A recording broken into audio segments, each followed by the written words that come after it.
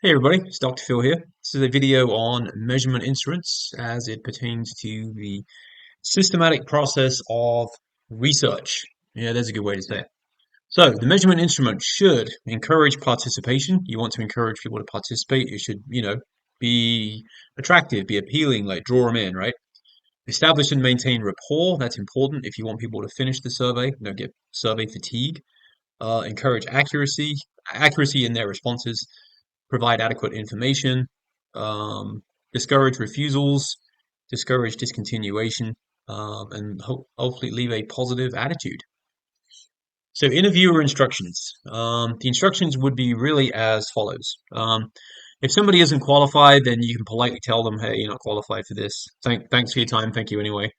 You can terminate a discontinued interview if it's like, okay, this is a waste of time. This isn't going anywhere. Make sure that the survey instruments are completed ones are um, disposed of securely. Obviously, you gotta record all of the data that you've collected before you would do any kind of disposal. And then how you kind of transition from one question to another. So, how to avoid and correct for problem participants. So these are some research participants you want to avoid. People that fakes and liars, like the ones that just, maybe they don't want to admit what their real income is, or maybe they want to understate or overstate it for whatever reason, or they just want to tell you what they think you want, that, you want to hear. Frequent repeaters, maybe sometimes there might be an incentive, so people are just trying to get the incentive, so they just say whatever because, they're just trying to get the incentive. Rush throughs can sometimes speak to those frequent repeaters. People that don't comply with the instructions, that can be a little tough because you don't always know that until they've already completed it, or perhaps like a good way through it. And then what we call straight liners. So everybody is right down the middle on everything. So guidelines for question sequencing. So interesting topics are generally going to go early because again, you want to kind of draw them in. Keeping simple topics early is generally a pretty good idea. You want to kind of save the sensitive questions for later on. Maybe not at the very end, but at least halfway through or past that. Um, classification questions, so things like age, height, etc. If you're collecting those, would be it doesn't have to be at the very beginning. And then you want to think about how you transition between topics to make sure it's like a logical and orderly transition, if you will. Um, and you want to, reference changes should be limited where possible. So here we see what's called the contrast versus assimilation effect. Um, so the contrast effect, it would sort of imply like a greater difference. The assimilation effect is more kind of desirable because you order questions from general to specific. You limit the answer changes, and it kind of has this effect of assimilating the interviewee, if you will. And you generally get better like survey completion, less survey fatigue, if you take that approach. For sensitive topics, they generally recommend they kind of a buffer question before you get to those. You don't want to go straight from something very kind of inane and innocuous into something very like controversial, if you will. A buffer question is typically a good idea.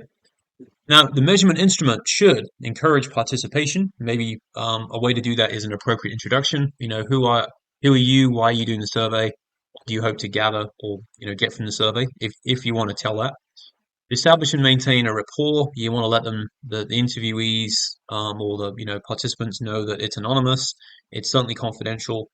High interest topics should go early, as I said earlier in the lecture, and clear instructions. You don't have to write like wordy sentences for instructions that keep it simple, right? Remember the KISS principle. Keep it simple, stupid. Encourage accuracy. Operational definitions. Make sure that again, whatever you're defining and how you're defining things is, would be widely understood. Shared vocabulary in instructions. Otherwise, if you're using some, high-powered researcher vocabulary, they may have no idea what you're talking about. So you just want to make sure that you're using sort of inclusive language that, people, the average person would understand. And provide adequate information. It's better to go from general to specific. You don't generally want to start out specific. Some people can, kind of be taken aback by that. Think about how you color and design. If you do, sometimes it's better just to be, although it might look kind of bland, sometimes it's better just to have it look more bland because sometimes the colors can evoke certain emotions, like like yellow for or orange for caution, red for danger, etc. Like purple is apparently the color of power, so on and so forth. So sometimes it, even if it looks all bland, that might be better because you don't want them to be distracted by everything that's going on in the background and not really paying their full attention to, the subject matter at hand. Um, Prompts for skips or incomplete answers. So that's easy to do if it's computerized. If they miss a question, or maybe there's a question where they were supposed to type in like a number, but they typed in letters, then the system can be programmed in that field, to flag it and they go back and fix it. Um, Discourage refusals, as I said before earlier on. One way to do that is to establish rapport early. People, if they like you, if you've managed to build some rapport, that can be challenging to do when you've never met them before, and obviously you have sort of an ulterior motive here, right? But to the extent that you can establish rapport, then you're likely to get a more complete and more accurate survey completion. Now, the measurement instrument should discourage discontinuation. So one of the ways to do that is to order the topics on participant interest. So think about things that would likely interest them, to the extent that you know what would interest them, and then those could be kind of the first things that would go in. Group questions by topic is a good idea. So, while somebody's thinking along those lines, be a good time to put that question in. Restrict topics and questions to what's critical. You don't have to ask everything, every question under the sun. Just keep it pertinent and keep it germane to, the study at hand. Provide a status bar. That's a good idea. So, people can kind of see how close they're getting to being done. People seem to appreciate that.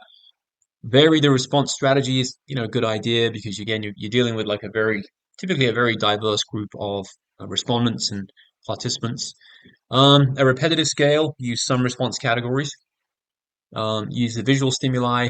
Sometimes that kind of keeps people more interested than just, it's drudgery if it's like, page after page and it's just words, words, words, maybe mixing it up a little bit is a good idea. So that's, why we're mentioning the visual stimuli and the visual responses. And leave a positive attitude.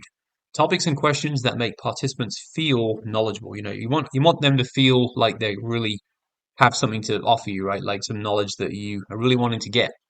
And the way you do that is you make them, to the extent possible, you make them feel knowledgeable. Um, Make them feel like they're contributing to something important, right?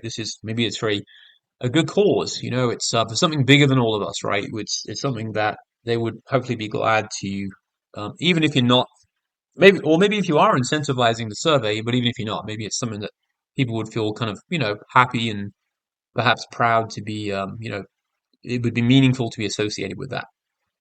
So speaking of meaningful, ask meaningful questions. You don't need to waffle your questions. It doesn't need to be fluff, right? Just get to the point and cut to the chase, as they say. And then thank the participant for their contributions at the end. All right, actions that fulfill the phase two responsibilities. So encourage an individual to participate. Again, we kind of touched on most of these. Provide an appropriate introduction. Help establish and maintain rapport with the participants. So things you could do there, provide information on anonymity and confidentiality, order the high interest topics early and order sensitive topics at the end, provide clear instructions. That's always a good idea. Encourage each participant to provide accurate responses. So provide operational definitions as necessary and use common vocabulary in instructions and transitions.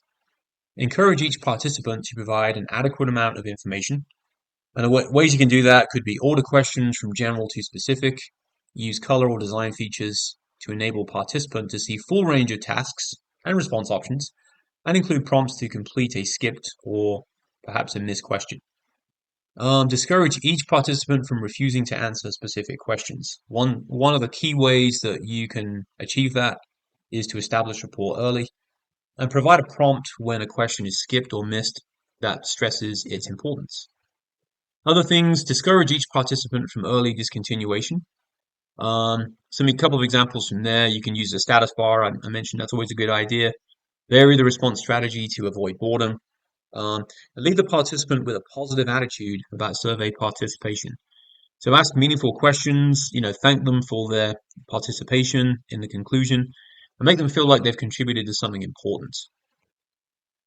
The physical design, again, use of visual elements. You don't. It doesn't just have to be like a textual question, right? There's, as you see here, there's other ways that people could just hit between male and female. Um, so you don't have to do it every time, but like maybe mixing it up. Like one question is textual, and then one's more graphical, and so on and so forth. I think varying that strategy is a way to kind of keep people engaged and interested. Facilitate accurate responses. So how much do you like look at this question? How much do you agree or disagree with each of the following statements? Um, and then we've got this sort of Likert scale right here. Um, and then by selecting these, um, you can kind of sort of build a profile, if you will, of somebody. In this case, how they feel about their vehicle. Right. So, and Likert scales in survey research are most of you maybe you didn't know what it was called, but know where it's like agree, neutral, disagree.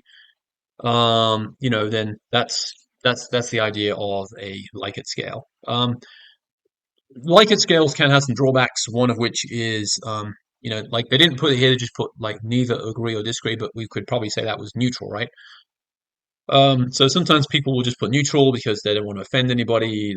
Maybe they're not sure. So sometimes it's best just to, go with like agree, disagree, strongly disagree, right? Rather than if you kind of remove the option for the neutrality, sometimes that can help people to kind of, okay, I gotta put something down. All right. So quick video here for you. Thanks for watching, and I'll see you all in a future video. Take care.